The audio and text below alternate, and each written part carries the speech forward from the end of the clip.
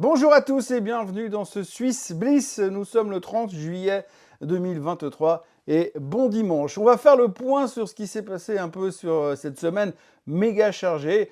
On va essayer de simplifier au plus court, au plus simple et au plus rapide pour parler de ce qui s'est passé un petit peu en Suisse, beaucoup dans le monde et pour voir où nous en sommes avec notre combat contre l'inflation et le fait que nous percevons toujours le marché comme étant facile, haussier et indubitablement haussier puisqu'il ne veut pas baisser en aucun cas, en aucune condition.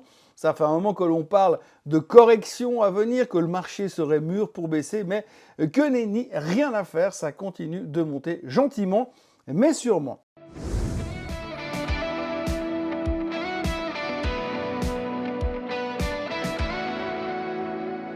Alors on attaque tout de suite avec les banques centrales puisque c'était le gros point de la semaine. Et les banques centrales ont donc toutes plus ou moins fait leurs annonces.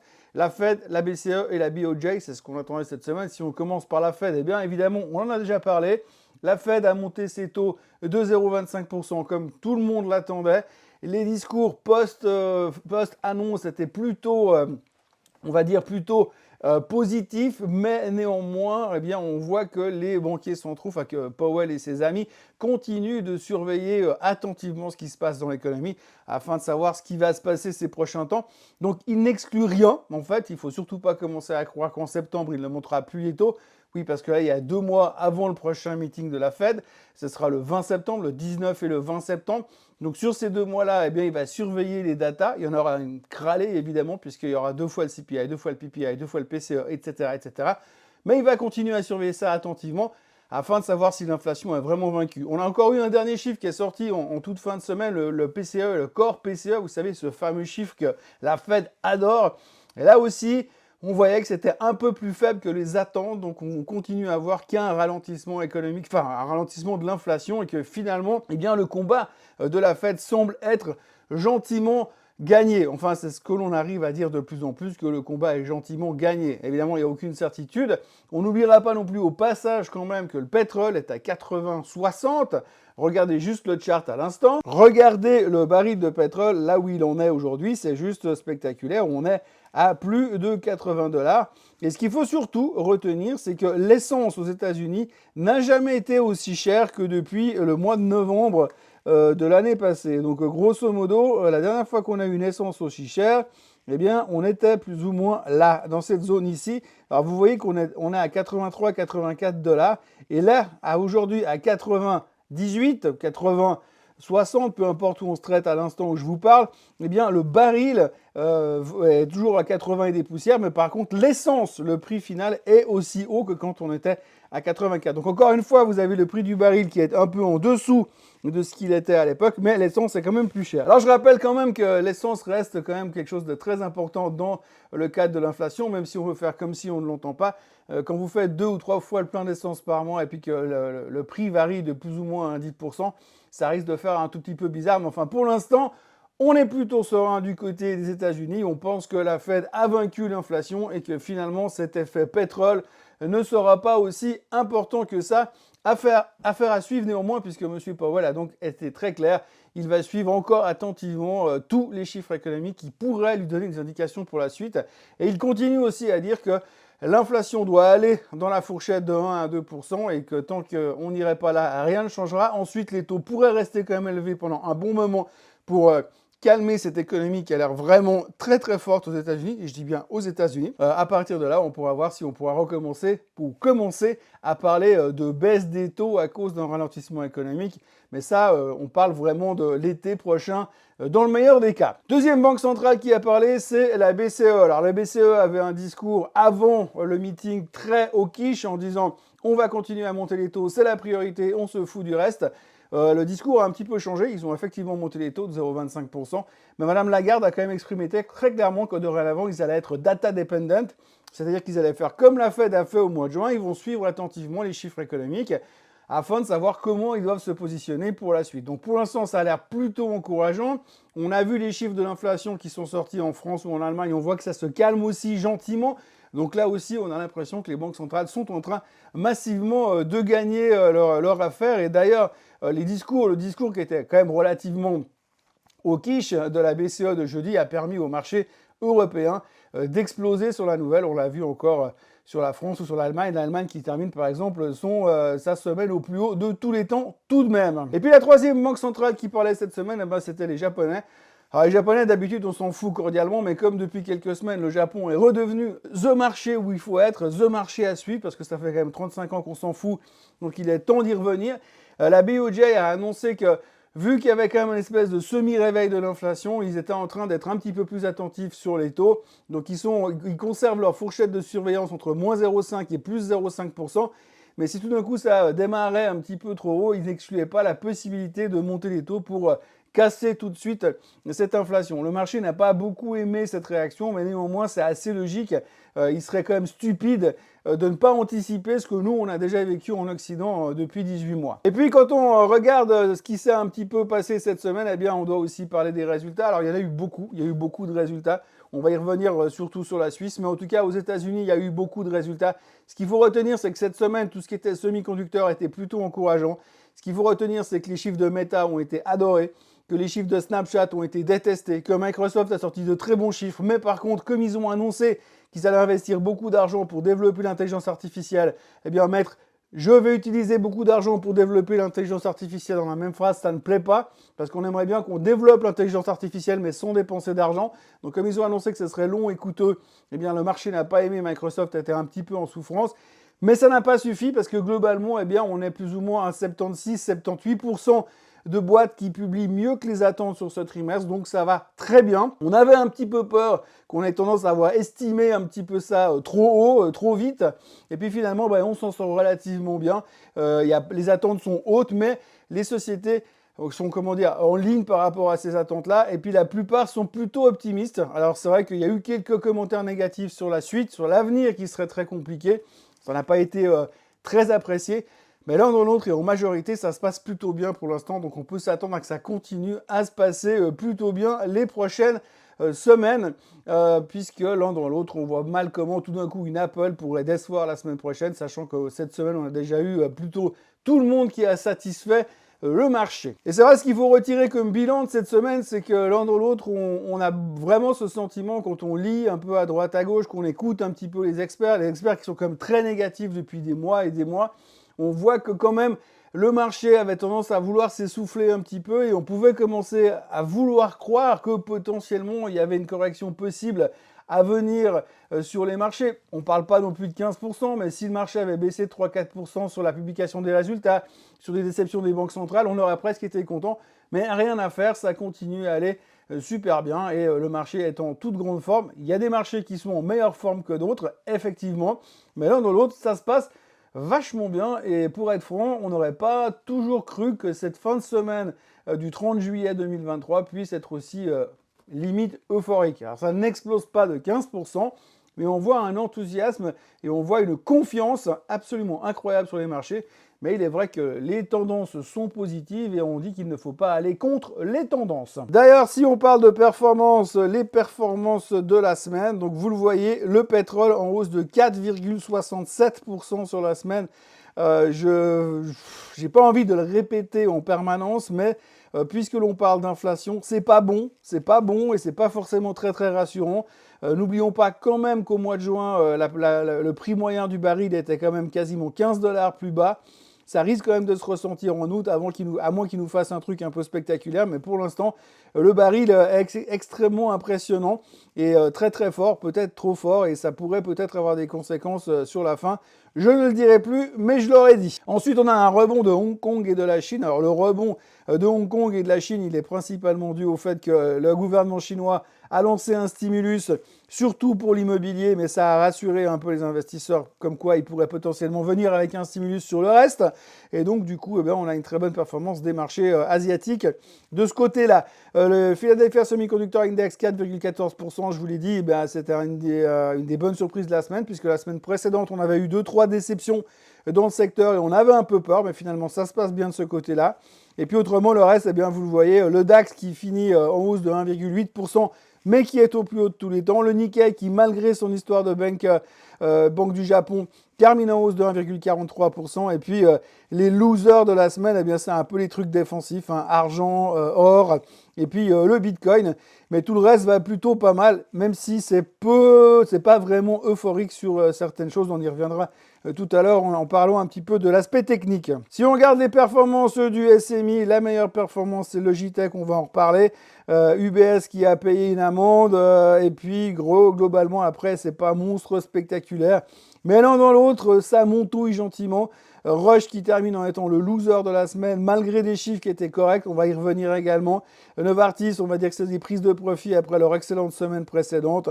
Et puis l'un dans l'autre, le SMI ne fait pas une performance spectaculaire sur la semaine. Donc ça se ressent un peu à l'intérieur et avec ses composants. Puisque l'on parle du technique, voici donc le SMI. Donc vous voyez encore une fois une relativement belle semaine. Pas explosive non plus, mais on a terminé quand même, et ça c'est à signaler, nettement au-dessus de la moyenne mobile des 200 jours et des 50 jours, ces deux moyennes mobiles qui sont là. On le voit une ici et une là, donc c'est plutôt encourageant pour l'instant. La tendance haussière est clairement affirmée sur le SMI pour le moment. On se demande ce qui va être capable de tracter l'indice beaucoup plus haut, sachant que tant que Roche ne veut pas décoller, ça va être quand même un petit problème à surveiller.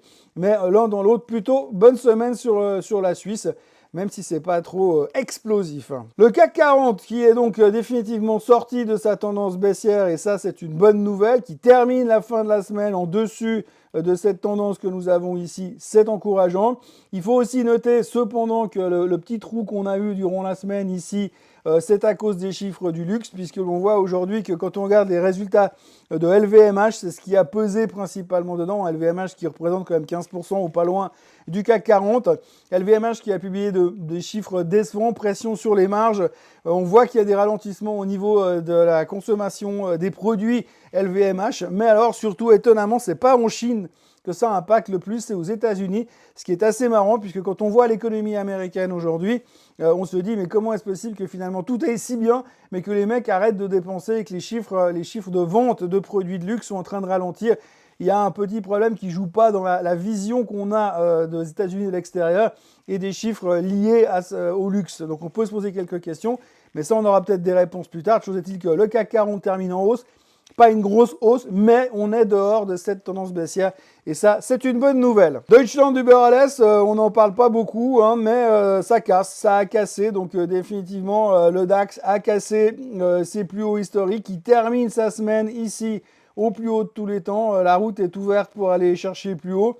Est-ce qu'on aura la force d'y aller? Ça dépendra bien évidemment des résultats, des chiffres économiques comme d'habitude. Mais en tous les cas, eh bien, on voit que ce marché a surpris quand même tout le monde. Parce que quand on a vu la tronche qu'on avait il y a quelques temps ici, avec ces multiples échecs, eh bien franchement, c'était courageux de penser qu'on pouvait tout casser à la hausse et repartir à l'assaut. Surtout quand on voit les chiffres économiques en Allemagne, qui même si on voit un ralentissement de l'inflation, eh bien c'est pas non plus Byzance. Et puis pour ce qui est du S&P 500, eh bien vous voyez là aussi, alors nous on avait cette tendance haussière, ce canal haussier qui passait par là et par là. Donc clairement on termine en dessus. En plus, on est venu se reposer dessus durant la semaine pour finir presque au plus haut. Donc clairement, on a une accélération de la tendance sur le S&P 500 qui est plutôt encourageante. J'ai envie de dire, c'est le bull market qui s'affirme et qui s'installe. On va aller chercher clairement ces prochains jours les chiffres, pas les chiffres, mais les niveaux que l'on voit ici. Donc ce top qu'on a fait là en mars 2022, on va aller chercher les 4600 et des poussières là-dessus. On n'est pas très loin, je pense qu'on va aller chercher ça, puis ensuite on aura la porte ouverte pour aller chercher les plus hauts historiques sur le S&P 500. Au niveau du Nasdaq, eh bien c'est pareil, un petit peu moins fringant au niveau du Nasdaq, puisqu'il y a eu quand même 2-3 pêches durant la semaine. Microsoft a pesé un petit peu sur le Nasdaq, mais néanmoins, on reste dans notre tendance haussière. Sur le Nasdaq, il n'y a pas grand chose à dire. C'est pas celui qui est le plus impressionnant sur la semaine. Mais on voit qu'on essaie de consolider par là autour. Techniquement, oui, on peut redescendre chercher les bas du range. Mais pour chercher les bas du range, il va falloir qu'Apple nous fasse une grosse déception la semaine prochaine. Et pour l'instant, on reste dans cette tendance haussière. Là aussi, don't fight the trend. Et le Dow Jones qui a mis fin cette semaine à 13 séances de hausse consécutives. Mais qui termine quand même relativement bien la semaine, vous le voyez. Rien à dire, le breakout fait, confirmé, affirmé sur le Dow Jones. On voit assez mal pour l'instant, en plus qu'on a un regain d'intérêt sur tout ce qui est value, on voit assez mal comment l'indice pourrait aller beaucoup plus bas. Donc ça continue, il ne faudrait pas qu'on revienne en dessous de ce support là que je viens de tirer en dessous des 35 000.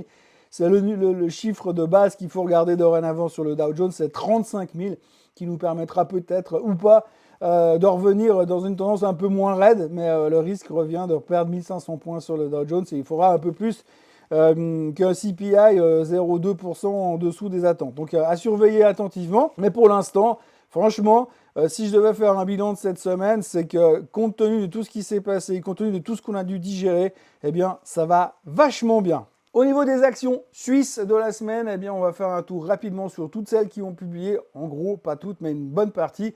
On commence tout de suite par Julius Baer qui a publié grosso modo un bénéfice net en hausse de 18%, très bonne surprise, des net new money, du nouvel argent frais qui est rentré dans la banque massivement ces derniers temps, au-dessus des attentes.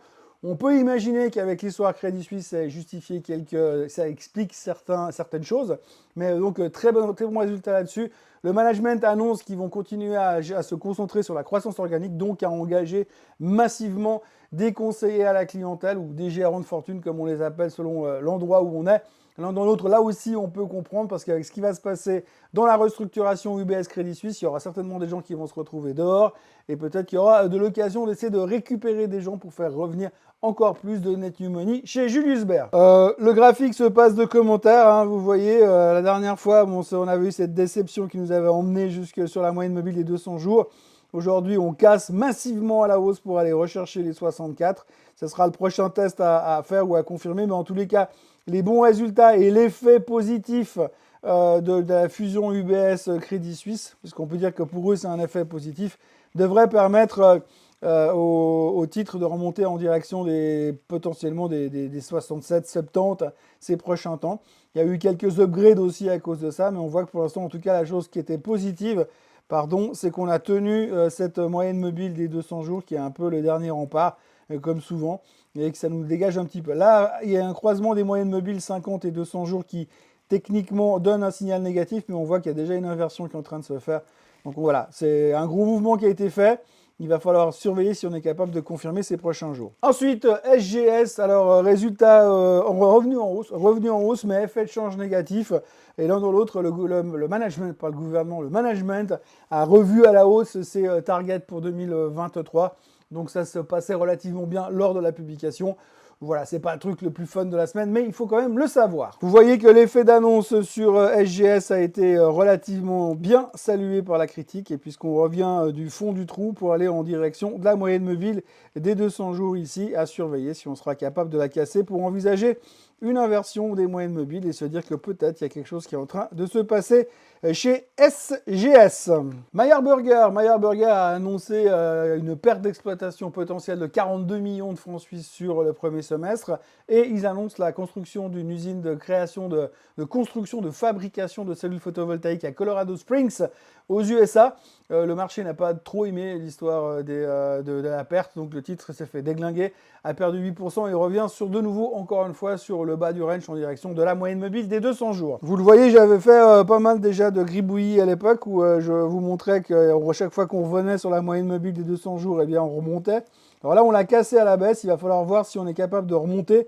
Quand on voit un petit peu les annonces, c'est pas non plus monstre catastrophique, mais cette perte a gêné les investisseurs. Néanmoins, on est clairement sur un support à surveiller attentivement. Peut-être qu'il y a un truc à jouer ces prochains temps. Et si on va chercher la tendance de fond, la trendline qu'on a ici, vous le voyez, eh ben là, on a une espèce de continuité de la trendline qui repart ici toujours. Donc on a un gros support sur Meyer Burger qui se situe autour des 50 centimes.